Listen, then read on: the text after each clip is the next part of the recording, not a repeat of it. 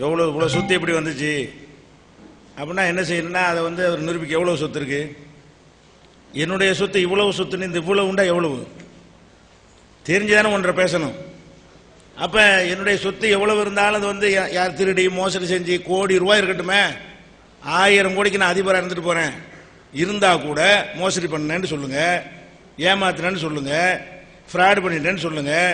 அதிகபட்சமா சம்பளம் வாங்கலன்னு பின்னாடி வாங்கினார், சம்பளம் வாங்கினாருன்னா ஒரு கட்டத்தில் வாங்கினது சொல்லியிருக்கிறீங்க, அதில் வாங்கி வந்து இப்போ சொத்து வாங்கினு உங்களுக்கு சொல்ல முடியாது. அப்போ எதை வச்சு இந்த சொத்து வாங்கினான்னு சொல்லுவீங்க நீங்க? ஏன்னா காசை கையாளுறதும் கிடையாது. அப்போ என்ன சொத்து சொத்துன்னு சொன்னதுக்காக சொல்றேன். சொத்துன்னா என்ன, எனக்கு சென்னையில் சொந்த வீடு வாடகை வீட்டுலாம் இருக்கிறேன், என் பேரில் பேங்க் அக்கௌண்ட்டை இப்போ பாஸ்போர்ட்டில் ஒரு அட்ரஸ் ப்ரூஃப்க்கு தேவைங்கிறதுனால 3 மாதத்துக்கு முந்தான் ஆரம்பித்தேன். அவங்க தான் 35,000 ரூபாய் என்னமோ இருக்கும் அவ்வளோதான் பேங்கில். அதுக்கு முன்னாடி எனக்கு பேங்கில் அக்கௌண்ட்டே கிடையாது, பேங்க் அக்கௌண்ட்டே கிடையாது. ஊரில் வீடு இருக்குது, சொந்த பூர்வீக இடத்தில் கட்டிய சின்ன வீடு 1.5 சென்ட் அரண்மனை, நீச்சல் குளம்லாம் இருக்கு கட்டி விட்டாங்க. அவங்கதா தொண்டிக்காரெலாம் உட்காந்து கேட்டு பாருங்க, அவங்க தான் நீச்சல் குளம்லாம் உள்ள இருக்காண்டு. அது மாதிரி வந்து கார் கிடையாது, எனக்கு கார்லாம் கிடையாது, எனக்கு 2 வீலர்லாம் கிடையாது. பசங்க தலையெடுத்த பிறகு ஒருத்தர் இன்ஜினியராக இருக்கான், ஒருத்தர் கடை வச்சிருக்கிறான். அந்த கடையை வச்சு அவங்க டெவலப் ஆகிட்டு இருக்கிறாங்க, அவங்க சம்பாதிக்கிறாங்க, பிள்ளைங்க சம்பாதிக்கிறாங்க. அவங்க தான் அந்த இதுதான் விஷயம். இதில் சொத்து பத்துலாம் ஒன்றும் கிடையாது. ஒரு இடம் ஒரு நிலம் ஒன்று இருக்குது எனக்கு, அது தமுக காலத்தில் முன்னாடி பிரஸ் வச்சிருந்த காலத்தில் மதுரையில் அச்சகம் வச்சிருந்தேன். நானே மிஷின் ஓட்டுவேன், கட்டிங் பண்ணுவேன், பிரிண்டிங் வேலை எல்லாமே எனக்கு தெரியும். அப்போ அந்த ஒரு கட்டத்தில் சம்பாதிச்ச காசில் தொண்டியில் ஒரு சொத்து வாங்கினா, சொத்தை வித்துட்டு ஒரு நிலத்தை வாங்கி போட்டிருக்கிறேன். ஒரு வீடு வாங்கினதில்லை, பூர்வீகம், ஒரு நிலம், பேங்கில் ஒரு 35,000 ரூபா, இதுதான் பசங்க வச்சுக்கிற கடை, வாகனம் கட்டி ஒன்றுமே கிடையாது. இதை தவிர எந்த சொத்தும் கிடையாது. இவ்வளோ சொத்துங்கிறாங்க. ஏன்னா அப்படி பரப்புறதை வைத்துக் கொண்டு சொல்லுகிறார்கள். நான் கோடி பல்லாயிரம் கோடி எனக்கு இருந்தால் கூட யாரும் குறை சொல்ல இயலாது. ஏன்னா நான் சம்பாதிச்சது தான் வாங்கியிருப்பேனே தவிர அப்படி இருந்தாலும் இல்லை என்கிட்ட எதுவுமே. அதுக்கு தான் சொன்னேன், எல்லாத்தையும் எடுத்துட்டு ஒரு 50 லட்ச ரூபா தாப்பா எனக்கு லாபமாக போயிடும், எல்லாத்தையும் எடுத்துக்கினீன்னு ஒரு 50 லட்ச ரூபா தந்துட்டு சொன்னேன்.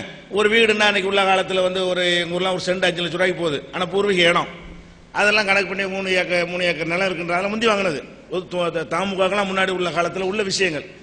தாமுகாண்டு ஆரம்பித்த பிறகு போய் நான் ஒரு சொத்து வாங்கவும் இல்லை, தௌஹீத் ஜமாத்துக்கு வந்த பிறகு நான் எந்த சொத்தும் வாங்கவும் இல்லை, ஒரு இடம் வாங்கவும் இல்லை. இது எதுக்கு நீங்கள் சொத்து ப்ரீ பில்டிங் எல்லாம் எல்லாரும் பரப்புற மாதிரி பரப்புறாங்க. அதை வச்சு தான் இந்த தாவா முடக்கணும்னு நினைக்கிறாங்க.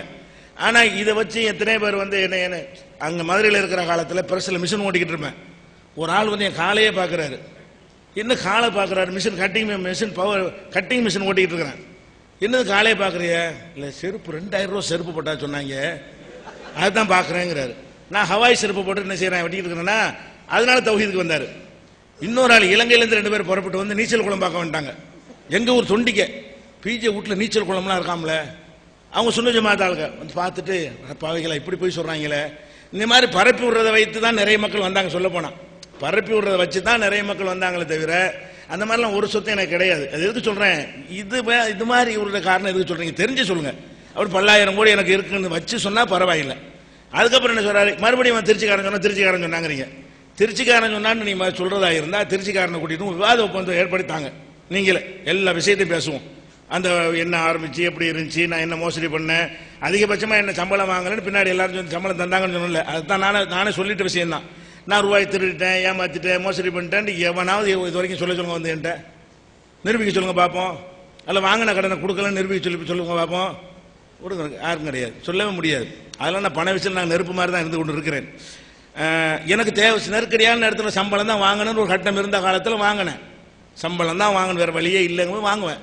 சரி, அது இல்லாமல் தவிர்ப்பதற்குரிய யோசனையில் வழிமுறையில் கையாண்ட பிறகு அதோடு ஒதுங்கியாச்சு. எதுக்குமே உணர்வு எந்த ஒரு பணிகளுக்கும் இந்த தமிழ்நாடு தௌஹீத் ஜமாத் அமைத்த பிறகு ஒரு சல்லி காசு கூட வாங்க. டீ காப்பி மசூராவில் குடிச்சிக்கணும், அவ்வளவுதான். மசூரா நடக்கும்போது டீ காப்பி அது மாதிரி கொடுப்போம், அவ்வளவுதான். வேற எந்த ஒரு நாங்கள் அடைவதும் கிடையாது. இதான் மேட்ருன்னு வைங்களேன்.